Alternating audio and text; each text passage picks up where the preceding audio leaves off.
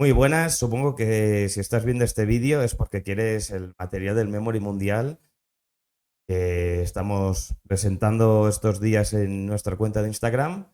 Recuerda que este material está disponible en catalán y castellano. Tienes el enlace de descarga gratuito en la descripción del vídeo.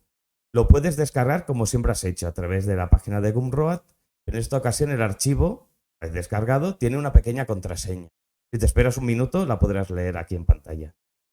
Este material incluye las 128 tarjetas de las 32 selecciones participantes. El contenido es el nombre del país, su capital, la bandera y el continente al que pertenece. Además, también incluye una serie de tarjetas para ir indicando el marcador del partido que jueguen los participantes al juego. Podéis jugar a buscar las parejas, tríos o el pack entero. Si la respuesta en descargas y likes es buena, ampliaremos el número de participantes a nuestro mundial. Ampliaremos los países pasando olímpicamente de la organización del mundial que empiece en unos días.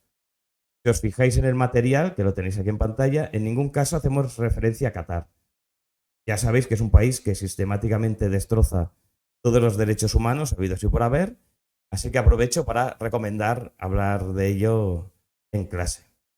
Aquí tienes la contraseña debajo de mí, Qatar Tropical 22, todo en minúsculas y Qatar con Q.